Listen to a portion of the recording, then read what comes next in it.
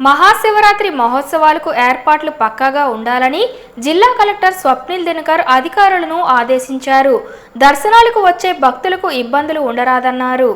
ఈ నెల 26 తేదీన మహాశివరాత్రి సందర్భంగా శ్రీముఖలింగేశ్వర స్వామివారి దేవాలయంలో 3 రోజుల పాటు ఈ నెల 26, 27, 28 తేదీల్లో జరగనున్న మహాశివరాత్రి మహోత్సవ వేడుకల ఏర్పాట్లపై శ్రీముఖలింగేశ్వర స్వామి దేవస్థానం ఆలయ ప్రాంగణంలో శనివారం ఆయన సంబంధిత అధికారులతో సమీక్షించారు.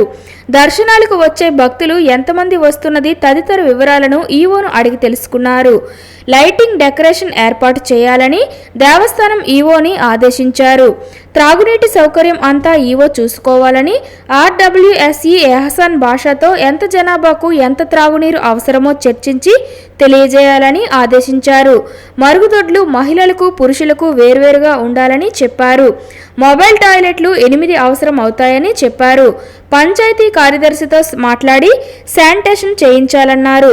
భక్తులు ఎక్కడి నుండి వస్తున్నది అడుగుగా టెక్కలి, విశాఖపట్నం, శ్రీకాకుళం, సరుబుజ్జిలి, కొమనాపల్లి, ఆమదాలవలస, హిరమండలం, గొట్ట బ్యారేజీ, కరకవలస, పాలకొండ, రాయగఢ్ తదితర ప్రాంతాల నుండి భక్తులు వస్తారని ఈవో కలెక్టర్కు వివరించారు.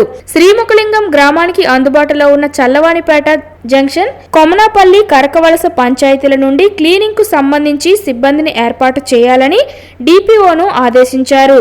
మెడికల్ టీం 4, అంబులెన్స్ 4 ఉండాలని డిఎంహెచ్ఓను చెప్పారు. మెడికల్ టీంలు 24 గంటలు ఉండాలని చెప్పారు. చల్లవానిపేట జంక్షన్ వద్ద పార్కింగ్కు స్థలం ఉందని టెక్కలి డిఎస్పీ ఏవిఎస్ఎన్ మూర్తి కలెక్టర్కు వివరించారు.